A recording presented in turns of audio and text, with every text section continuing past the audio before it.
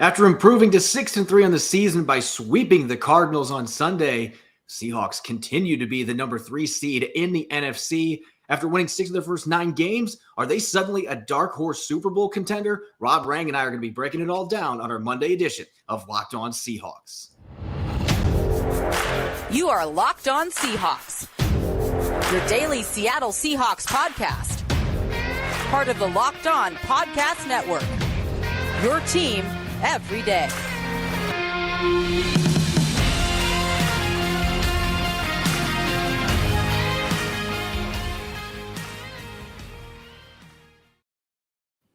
Greetings, 12. This is Corbin Smith, your host for Locked On Seahawks. Joining me for our Monday episode, my co-host in crime, Rob Rang. Thanks to all the 12s out there, whether you're in Germany getting ready for the big game coming up this next weekend, or you're in Ireland, you're in Iceland, wherever you're at. We greatly appreciate you listening to Locked On Seahawks 5 days a week.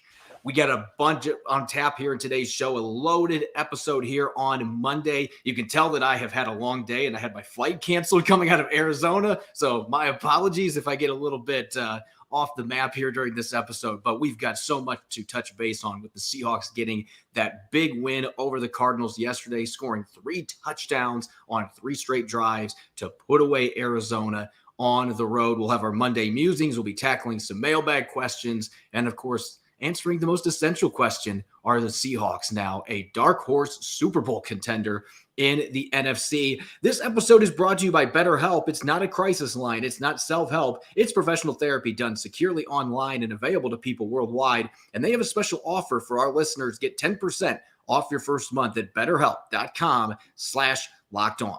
Now for your lead story here on Locked On Seahawks. If we go back in the time machine to early August or even early September, the Seahawks were not expected to be anywhere close to contending for the playoffs, let alone have their name in the discussion for the Super Bowl. They were one of the 5 teams with the lowest odds to make the Super Bowl in February. And yet here we are, Rob, now in November. This might have seemed like just a feel-good story when the Seahawks moved back to 500 a few weeks ago, but they've now won 4 straight games after beating the Cardinals yesterday. We're into November. They're 6-3. We're past the midway point of the season.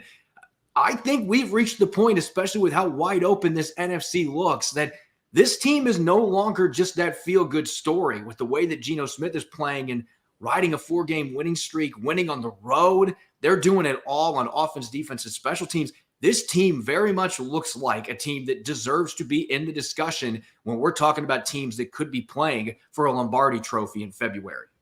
Yeah, I think that's absolutely the case, Corbin. I mean, again, 6-3 is their record right now. And you just look at the rest of, their schedule, and it looks like this is a team that could easily, basically match that kind of start all throughout the second half of the season. I mean, obviously this week you're going to be traveling to Germany to face the Tampa Bay Buccaneers. That's a club that has struggled. They are coming off of a victory, of course. Then you have your bye. You're going to host the Las Vegas Raiders. Then you're going to go on the road to the LA Rams, then Carolina, then San Francisco, then at Kansas City, and at the New York Jets, and finally wrapping up a home game against the Los Angeles Rams. Again, I mean, it feels like they could wind up having basically the same kind of schedule the rest of the way, same kind of record the rest of the way. You get into double-digit victories, you are going to make the playoffs. And we all know the way that Lumen Field can get loud and the way that the weather can change things here. Corbin, I don't know if there is a better team right now, overall team, in terms of offense, defense, special teams, than the way the Seahawks are playing. If they are able to keep this up, they absolutely are suddenly a surprise Super Bowl contender, especially the point you made to start off the show, just how wide open the NFC is. Give the Philadelphia Eagles, the only undefeated team in the NFL, give them a great deal of credit. But who else out there scares you? Maybe the San Francisco 49ers, maybe. But otherwise, I really think that Seattle can play with just about anybody. Yeah, and you could make a mention of the Minnesota Vikings, maybe the Dallas Cowboys, but I feel like even though those teams have really good records, it feels like they certainly are beatable teams. And the way that the Seahawks are playing now, they are truly playing the style that Pete Carroll wants, and they're wearing teams down late in games, and they're finishing drives. That's something we just have not seen. Even the 12-4 season a couple of years ago, that was not necessarily a strength of this football team on offense.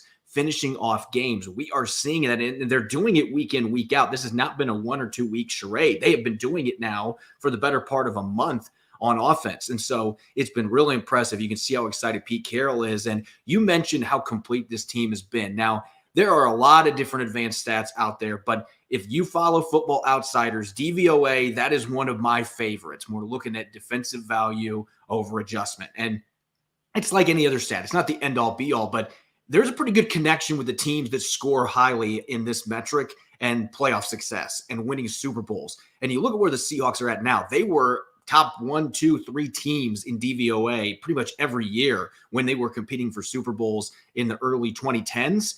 This team right now, over the last 4 weeks, our YouTube listeners can see these graphics as well.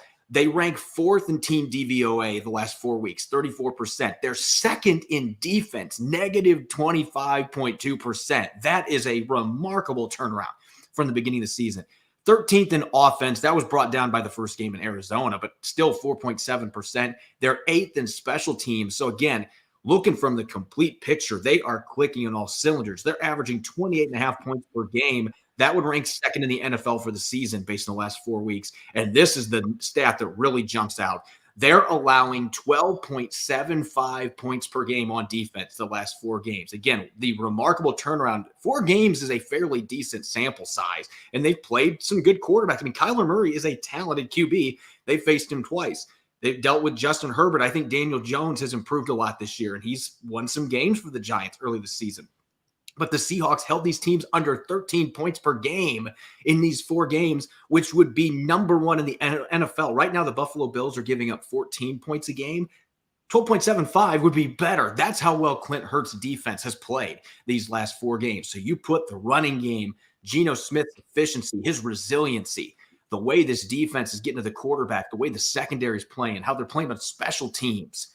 They are the complete package right now. And so absolutely, Rob, this looks like a team that they're maybe still on the peripheral when we're talking Super Bowl, but I don't know how you can't include them in the discussion if you're going to have teams like the Cowboys, Vikings, and Giants, and they're the Giants being a team the Seahawks handled pretty easily a couple weeks ago at home.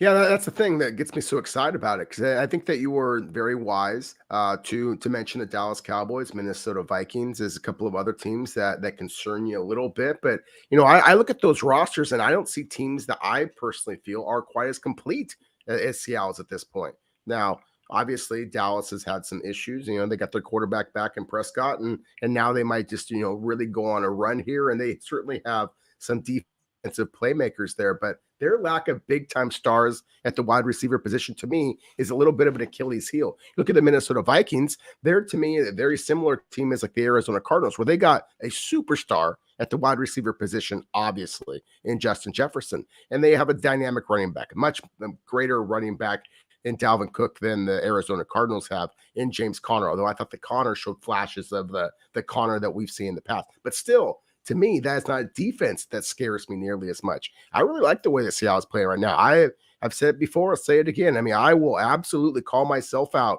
for disrespecting this team, frankly, for incorrectly evaluating how well this team has played. They have been remarkable so far. To me, they are the most positive story in all of the NFL. A great deal of credit goes to everybody involved. Pete Carroll, John Schneider, obviously the players, the Seattle fans as well, because they have been loud, they've been proud, and I think that's one of the reasons why you can expect that this run should continue as Seattle starts to host a lot more games at home. Thanks to our friends at 538.com. We have updated Super Bowl odds for those of you listening, watching on the show that like to see where the Seahawks fit into this race right now. The Eagles at 8-0, the only undefeated team in the league, they have a 68% chance of getting a first-round bye, 19% chance of winning the Super Bowl. The Cowboys are actually second behind them at 6-2, 16% for a first-round bye, 12% for a Lombardi. I'm actually surprised the Vikings are behind them because the Vikings have had a fantastic season. They just added a really good tight end in TJ Hawkinson.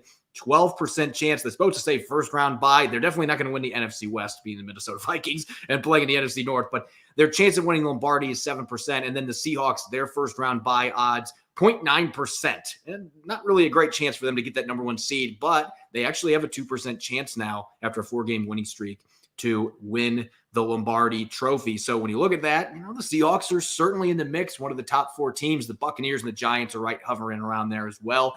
Nobody's going to give up on Tom Brady just yet, especially if they manage to beat the Seahawks this weekend and get back to the 500 mark and beating the Rams and the Seahawks back-to-back weeks. But certainly Pete Carroll's team, they're in a position nobody expected. And now it's not laughable to put the Seahawks in that discussion with the way they've played over the last 4 or 5 games. Coming up next, we're going to answer your questions on our weekly Monday mailbag segment. We didn't get to it last week with a jam-packed week, tons of news going on, but we're going to get to your questions coming up here next on our latest episode of Locked On Seahawks. Now, a word from our sponsor, Betterhelp. Life can be full of challenges. Recently, our family has undergone significant strife with family members dealing with health issues, and it's been a struggle not just for me, but my entire family mentally. Life can be full of twists and turns, so it's important to show yourself through it all, and Betterhelp Online Therapy will assess your needs and can match you with your own licensed professional therapist in less than 48 hours. Therapy worked wonders for me, but don't just take my word for it. Having someone in your corner to guide you when you're struggling to navigate obstacles can be invaluable. It's not a crisis line. It's not self-help. It's professional therapy done securely online and available to people worldwide. With therapy, it can take a few tries to find the right fit for you, and BetterHelp is a great way to invest in yourself. BetterHelp has a special offer for our listeners. Get 10% off your first month at betterhelp.com/lockedon. That's 10% off your first month of online therapy at betterhelp.com/lockedon. You're listening to the Monday edition of Locked On Seahawks. This is your host, Corbin Smith. Joining me as always, my co-host in crime, Rob Rang. Thanks to all the 12s out there for making Locked On Seahawks your first listen 5 days a week. We greatly appreciate all of you. And for your second listen, make sure to check out the Locked On Sports Today podcast. From the games that matter the most, the biggest stories in sports, go beyond the scoreboard and behind the scenes with local experts and insights, only available on Locked On. Locked On Sports Today, available on the Odyssey app, YouTube, and wherever you get your podcasts.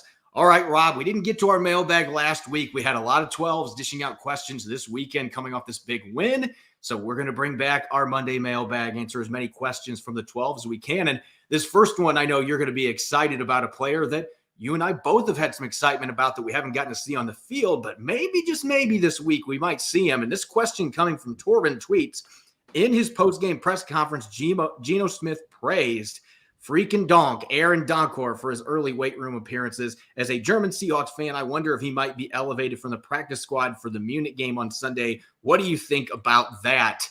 Pete Carroll talked about it today. It sounds like the door might be open to see Aaron Donkour make his NFL debut in his native country.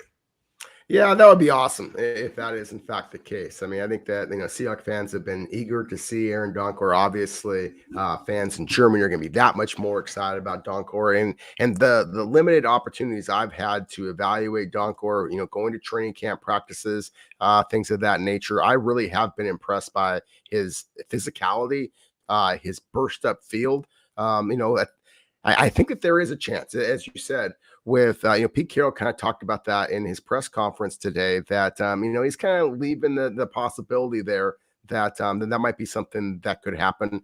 I just wonder if Seattle is playing so well right now on special teams, including some free agents that we're going to be talking about a little bit later, that would be the likely spot for Donkour to be able to get onto the field. I hope it happens. I'm certainly rooting for it to happen. I think that there is a good chance it's going to happen. I just don't think that it's a slam dunk because Seattle is playing so well, they can't afford to kind of get too gimmicky just to try to appease fans. And I will say this, with Cullen Gillespie now probably out for the season, he's going to need knee surgery, Pete Carroll said today, exited yesterday's game. He's played really well on special teams since they brought him in as a free agent. And so that may be your position where you're going to elevate Aaron Donkour and have him play in kick and punt coverage. And the thing that fans have to understand is this is the NFL. There's never sentimental values. Teams aren't going to just elevate guys just for the sake of elevating them. But I think Pete Carroll genuinely likes Aaron Donkour, and this could be a game with Gillespie now out that there's a real fit for him to play in this game and appease the German fans. So I think it's a 50-50 chance. I think there's a good chance we could see him, but I guess we'll have to wait and see. Won't know really until Saturday when they're already in Munich getting ready for that game against the Buccaneers. Next question coming from James Mannon tweets, is Geno Smith really in the MVP talk, or is he just a lock for comeback player of the year? And is that a good thing or a little rude? Well, I've talked a lot about MVP talk, and certainly Geno, I know he threw a pick 6 yesterday, but the way he responded to that and comes right back and leads 3 straight scoring drives, that is the play of an MVP quarterback. So right now, I think of the way Josh Allen played yesterday for Buffalo, I think Geno Smith played himself further into this race. You could maybe make an argument he and Patrick Mahomes right now are the top 2 MVP candidates. Allen is right there too, but his elbow injury, that is something worth watching.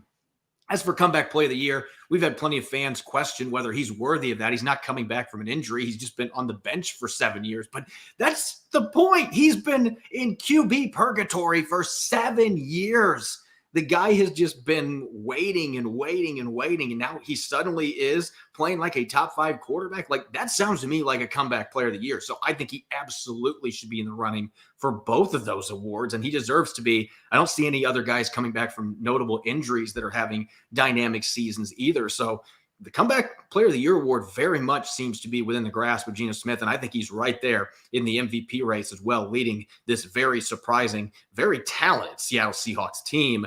Next question from Hawkstrologer tweets, what's your biggest concern for the offense and defense in their upcoming battle versus Tom Brady and the Buccaneers? So we're getting a very early peek, Rob, into what you're thinking about where this game is going to play out for the Seahawks as they go across the pond. Yeah, really quickly on the last question there with Geno Smith, I would agree with you. The MVP conversation, the comeback player of the year conversation. I think that the NFL should institute some type of a new rule, like a breakout player of the year. Something that I saw Brad Johnson do that. I saw Rich Gannon do that. I saw Kurt Warner with a K, not a C, for those longtime Seahawk fans out there. That they all had unbelievable breakout seasons, wound up taking their teams to Super Bowls in some cases. I think that's the kind of award that really befits what Geno Smith is doing for the Seahawks. Quickly on Tampa Bay, to me, it really does come down to just a couple of players who I think are just absolutely unbelievable players for the Tampa Bay Buccaneers. Obviously, the GOAT and Tom Brady. But I think Leonard Fournette and his physicality, Mike Evans, his physicality, I think are huge concerns. And then they talk about physicality, you certainly have to mention Vita Vea as well. So to me, those are the players that I think you're going to have to keep Clint Hurt, and the rest of the Seahawks staff, basically keep them up at night trying to prepare for the Tampa Bay Buccaneers. The Buccaneers have not been as good this year against the run, but that is certainly an area going into this game that worries me with Big Vita in the middle. And he has just been so dominant, and he's coming off a great game against the Rams. I think the Seahawks have more weapons in the running game, but still, certainly, that is not going to be easy sledding for the interior offensive line. Looking at our next question from Spencer Jones tweets, what would be your dream 2023 draft for the Seahawks? Well, I'm going to be honest, Spencer, I've been excited following this current team, so I haven't been doing a lot of looking into the draft, but I will say this. I certainly don't know that quarterback is going to be as high of a priority as what many thought it was going to be. Certainly, you got to keep that option open if the right player's there, but I think getting another edge rusher is always on the board, especially if they somehow can get a top 5, top 6 pick, courtesy of the Denver Broncos. There are a couple really good pass rushers that might be available in there, and you can team them up with Boye Mafe, Uchenna Nwosu, Darrell Taylor. I mean, you could have a murderer's row of pass rushers, or you might be able to go out and upgrade your interior offensive line with one of those early draft picks. Not a great class necessarily, but there's some solid guards. There's some solid centers that you could look at. They might even look at some receivers, as crazy that might sound. We haven't seen much from D. Eskridge, and Tyler Lockett's not getting any younger. This is going to be another really good receiver class that might have some guys that are first round caliber. So that would be the blueprint I'm looking at right now. I think linebacker has certainly got to be on that list too, though Cody Barton's played better the last couple of weeks, playing in a little more of a reduced role. And it seems like he's really elevated his game the last few weeks with that more situational role that he's playing now next to Jordan Brooks. I do think that that's a position they're going to need to draft somebody, though. So those would be the positions that maybe I'd look at. Maybe if you're concerned about Jamal Adams' health, you could look at safety as well, certainly. But they've got a lot of options open. Right now, they're worried about winning with this current group, though. So we'll see what happens. When we get to February and March, I'll have a better idea what the Seahawks should be looking at for the draft. Cash with a K tweets, and this is a good follow-up question for you, Rob. With Geno playing out of his mind, do we still take a flyer on a rookie quarterback next year if a good one falls to us with the Denver pick? Or do we shore up our defense, use our first 2 picks at linebacker, defensive tackle, maybe a receiver? And do we gamble with Geno? It really is the essential question right now. And I think you and I are both probably leaning more towards, I don't know that we pick a quarterback that early. Well, I still would argue take a quarterback just because I think that this class could be special. I think that with the first round pick that you're going to have, the second round pick that you're going to have, you have been afforded a little bit of flexibility now. And so I think if this is the quarterback class that I think it is, and if all these players decide, make themselves eligible that we are anticipating, the CJ Strouds, the Bryce Youngs of the world, then I think that Seattle has to take full advantage of that. With all due respect to Geno Smith, he is still only half of a season of playing at this, all-pro kind of level.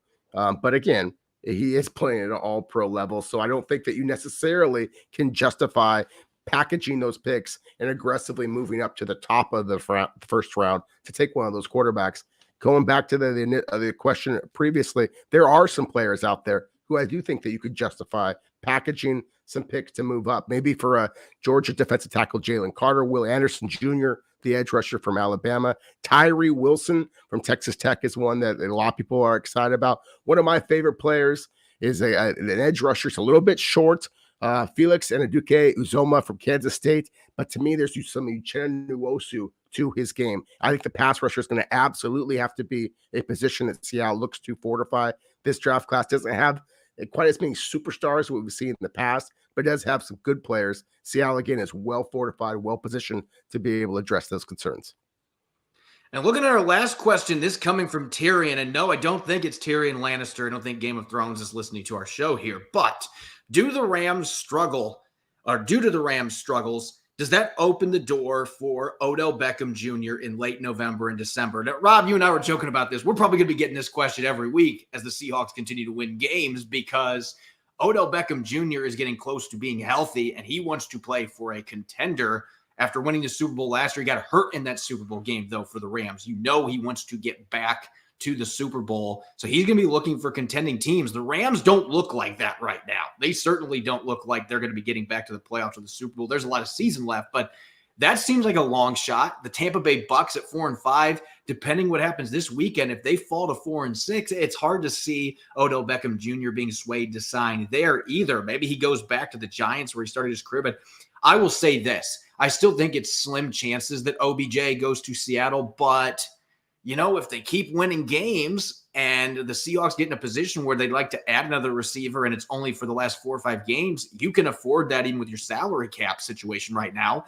Why not? And if he's really focused on winning, the Seahawks might suddenly be a team that's on his radar that haven't been in the past. Because Green Bay's another team. They just lost to the stinking Lions yesterday. They're not going to be signing OBJ either. So, if he wants to play for a contender, Seattle absolutely is playing into that, as we talked about in the first quarter, and maybe that does open the door. I still say it's a long shot that happens with the receivers they already have, but heck, why not? And he showed last year he could play on a team as a second or third fiddle receiver, and there's never too many targets for a quarterback like Geno Smith. When we come back next, we're going to get to our Monday musings, dishing out some takeaways from yesterday's win in Arizona on offense, defense, and special teams. We'll get to those here in a moment. We're nearly halfway through the NFL season, and Week 9 is about to wrap up tonight with Monday Night Football. I've got Lamar Jackson going off with 4 total touchdowns against the New Orleans Saints. That might not seem like a bold leap, but with Prizepicks, it's easy to play. Daily Fantasy had put those entries to the test. Pick 2 to 5 players, and if they score more or less than their Prizepicks projection, you can win up to 10 times your money on any entry. No competing against other people. It's just you versus the projections available. And Prizepicks offers projections in any sport you watch, whether it's NBA, MLB, NHL, college football, or MMA.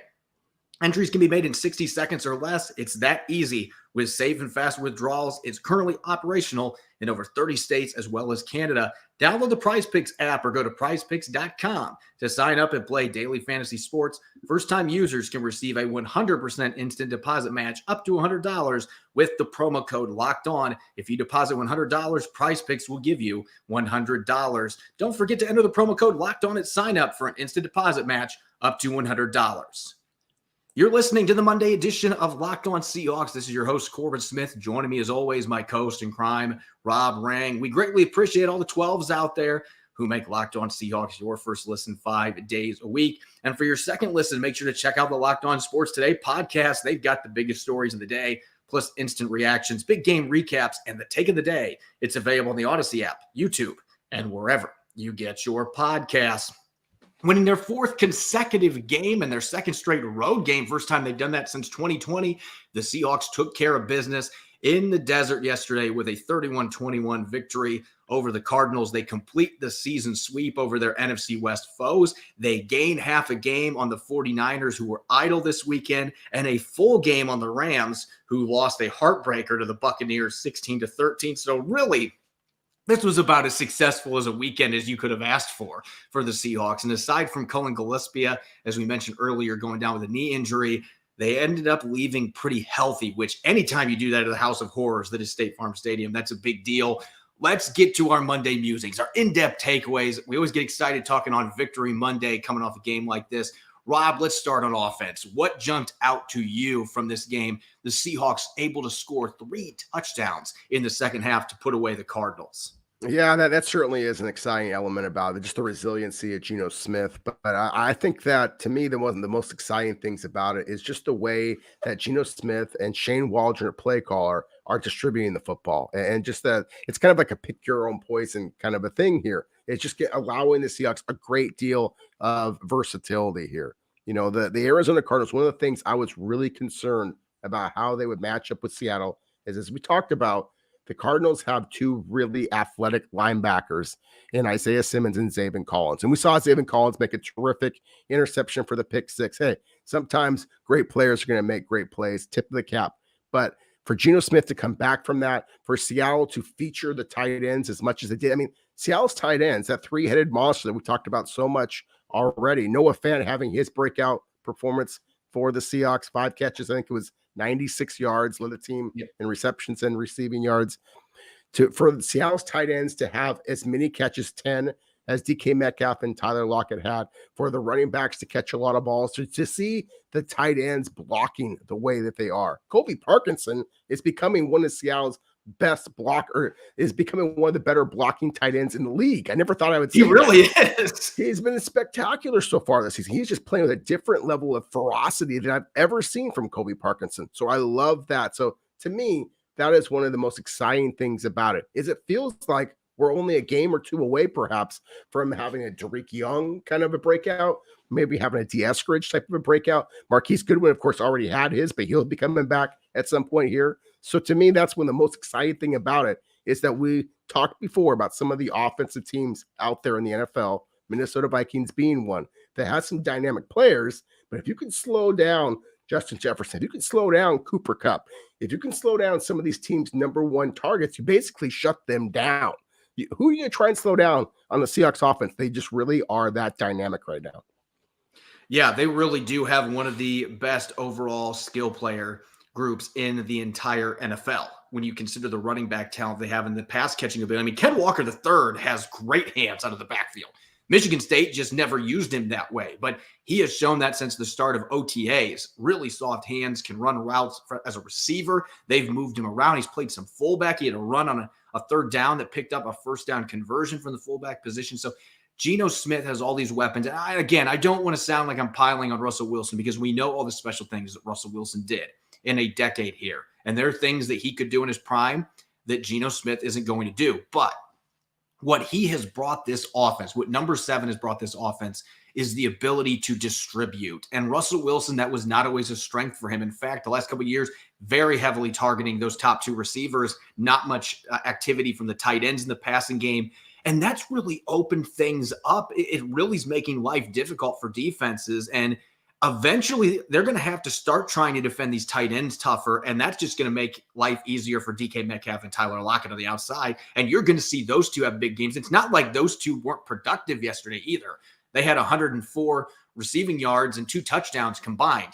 Neither one of them had a 100-yard game, but they were effective, and they both made clutch plays on third downs, and that really leads into my big discussion point here. And I'm going to be talking offense and defense here with this. It's the third down brilliance, the situational football for the Seahawks. They went 10 for 15 on third down yesterday offensively. Geno Smith was 8 for 10, 80 yards. Both of his touchdowns in the red zone came on third downs 136.7 rating. He also had that 18-yard scramble on their next to last touchdown drive on 3rd and 7 that extended the drive. Walker scored a few minutes later. Walker had 3 carries on 3rd down, and all of them were turned into first downs. And I think this is the most exciting part.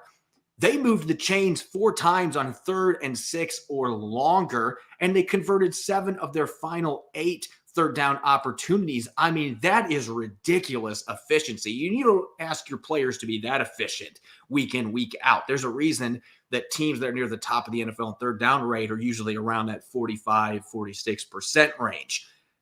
Asking for 80% clip like the Seahawks did in the second half of this game, that's asking a bit much, and yet this team is consistently doing that. They are having games where they are moving the chains, and they're doing it in tough third down situations. One that stands out to me, that touchdown drive right after Smith threw the pick 6, he throws a 14-yard dart. I mean, you probably could feel wind in the stadium coming off that football, how hard he threw it. Hit Tyler Lockett. Lockett then draws a unnecessary roughness penalty at the end of the route, taxing another 15 yards. A few plays later, Geno Smith is hitting Lockett in the end zone for 6 points. That was a 3rd and 12 completion. There was another play that was 3rd and 15. They got 13 yards on, and you can debate whether Tyler Lockett should have fought for those extra 2 yards, but Smith put him in a position where they could have gotten that first down. And I think one of the reasons they've been so successful moving the chains in those situations is the confidence that Geno Smith has in all of his receivers. He's not just staring down number 14. He's not just staring down number 16. He's got his tight ends. He'll get the balls to his running backs, his secondary receivers. He'll get the football to him. He trusts and has confidence in everybody around him. And Shane Waldron's putting him in a position where he can do that. And he's taking advantage of the middle of the field. He's making those difficult throws. And oh, by the way, Rob, on the defensive side of the football, the Cardinals again go 6 for 14, well under 50% on third down in this game. They shut him down on third down the last time they played. A big part of that is that pass rush, getting after Kyler Murray. The first half, they didn't have any sacks, but they were getting after him. They let him get away. He's a magician, and he's a jitterbug, and he was able to get out of those sacks. That luck disappeared in the second half, though. They got 5 sacks, 2 of them from Uchenna Nwosu, who's playing like an all-pro right now, rushing off the edge. Shelby Harris getting a sack. Bruce Irvin, the elder statesman at 35, looking like he's 25 again, rushing off the edge, getting to Kyler Murray. They got a team sack that I think should have probably been credited to LJ Collier, who's played really well the 2 games since they brought him off injured reserve. I mean, that group, it's just like the wealth of riches they have on offense throwing the football. They've got a nice wealth of riches along that defensive line. Even the interior guys, your edge rushers, they can blitz guys to get after the quarterback, and they're selective about that. They're efficient with them. I mean, that is the big difference for this football team. The distribution on offense with all these weapons and that many guys on defense stepping up and getting after the quarterback. Yeah, it's kind of much the same. As I said before, on the offensive side of the ball, it's kind of pick your poison. It's the same thing on the defensive side of the ball. I mean, the sack distribution, as you mentioned, 5 sacks for the Seahawks. They had 6 sacks against the Cardinals a couple of weeks ago back in Lumen Field. I'm surprised that Seattle had as much success as they did, considering this was a road game. So to me, that's really exciting. You mentioned Uchenna Nwosu. I mean, my goodness, he's got 7 sacks in the first 9 games so far. I mean, that's already eclipsed his previous career high, So, I mean, I think that he should be talking about right now as a breakout player of the year candidate, So, again, another, spectacular performance. But I will say this, it is a lot easier to rush the passer when you have dynamic cover guys as well. And we talked about it in the pregame show that we were excited to see Tariq the Freak Woolen, against Deshaun. I'm spacing on his name, but anyways, against DeAndre Hopkins against Nuke Hopkins. We were so excited about that matchup just because of the physicality with which Hopkins plays, the ball skills, the body control, just a different type of receiver than what we've seen Tariq Woolen go up against in the past. And while Woolen did give up a touchdown reception to Zach Ertz, again, you got to give sometimes Pro Bowlers a little bit of credit. It was a perfectly thrown ball from Kyler Murray. It was a great catch by Zach Ertz. Otherwise, Woolen almost had another interception. He did make a big breakup against the play against Nuke Hopkins. And to me, he basically made Arizona have to look elsewhere. And that's not something that Kyler Murray wanted to do. So I think, again, Seattle's coverage, and we shouldn't just focus in on Tariq Woolen. I mean, I really like the way that Mike Jackson's been playing. I love the fact that Ryan Neal continues to make big plays. That Kobe Bryant did have some missed tackles, but again, you got to give them some credit too. Rondale Moore is very, very difficult to tackle. So just very impressed by Seattle's coverage. And of course, that allowed Seattle's pass rush to absolutely tee off. Yeah, I think the secondary play it's like Pete Carroll talks about. You have to have a marriage between your pass rush and your secondary. The secondary's got to be able to lock things down. If the pass rush is getting after the QB, it makes life easier on the secondary. If the secondary is getting after it, makes it a little more time that you can get after the QB, it's easier for the front line. And right now, both those units are playing off of each other about as good as you can ask. And that's why they're giving up less than 13 points per game on defense the last 4 games. That pass breakup that Tariq Woolen had, you could see the 4.26 speed and the 34-inch arms there with his break on that football. And Pete Carroll talked about today, he was kind of upset after the game that he didn't go for the interception there, but it still ended up being a really nice third down pass breakup. He held Hopkins to 4 catches for 36 yards going against him. And this is a guy that had over 200 receiving yards his first 2 games back. And you watch the tape, and he wasn't open. Kyler Murray, it wasn't just him avoiding Woolen. Hopkins was not getting open very much, and that's a testament to just how good this rookie's playing. And that coverage on the tight end on Zach Ertz, that's a tough play to make with the coverage they were in down there, and you're going to get beat sometimes. This is the NFL. He continues to be impressive. Ryan Neal, I keep saying it, he's playing like an all-pro right now. Big play week after week. That forced fumble really changed the tide and really turned the momentum back to the Seahawks. The Cardinals should have gotten at least 3 points on that drive. Ended up going to the sideline with nothing. Some deja vu. It was the same play that Kobe Bryant did in that game in week 6 when he forced the football out of Kyler Murray's hand. So they're really getting everything going with that pass rush and the secondary playing off each other. And I think the linebackers are playing better to go with it. The whole defense has grown comfortable in this scheme. Some of the adjustments that they've made have also helped, obviously, and we are seeing the results on the field. Real quick to close out our Monday musings, I think you're going to probably have something to add to this, but we've talked about how great this draft class is.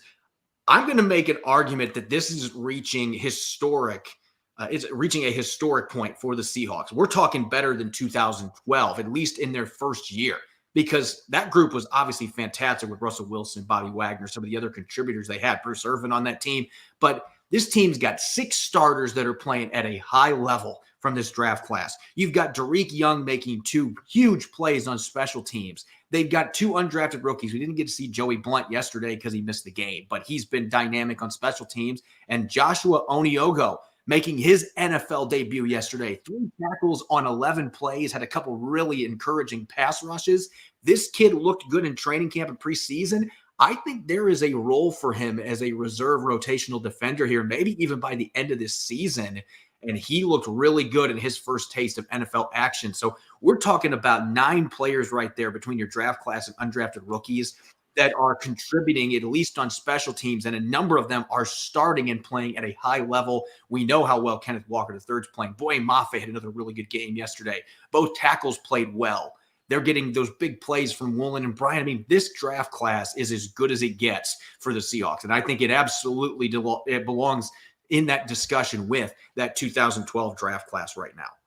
Yeah, and I think it's creeping up on it and may actually overtake it, which is, saying obviously Insane. a great deal. I mean, we'll see, because obviously if you find yourselves all pros the way that Seattle did back in 2012 and those, especially when they play quarterback, then or at least Pro Bowlers, then I think that's more important than some of the other positions out there. But just in terms of efficiency, something we've seen Seattle's current quarterback, Geno Smith, show a great deal of. Then what about the efficiency of John Schneider and his scouts with this draft class? Absolutely remarkable. Really quickly on Oniogo, I think that you're very wise to mention him as well. He is the biggest reason why I kind of, hemmed and hawed a little bit about whether or not I think that Aaron Donkor is going to be able to get on the field. You mentioned Cullen Gillespie and going down with the injury. That potentially is going to create a spot for another linebacker to get on the field. Maybe that is going to, allow a little bit of turnover at that spot.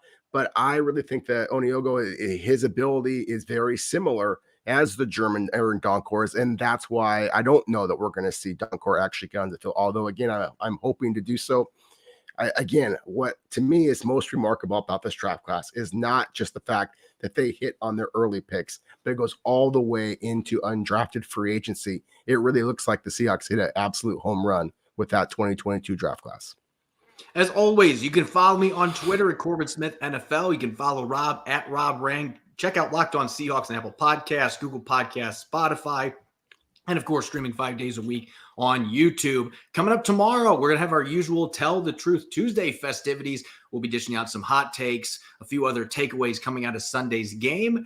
We're going to be doing a bunch of other things as well. Going to be a jam-packed episode as we gear up for the Seahawks heading to Munich to face the Buccaneers in an international game coming up on Sunday. You won't want to miss it. Enjoy the rest of your Monday. Thanks for listening. Go Hawks.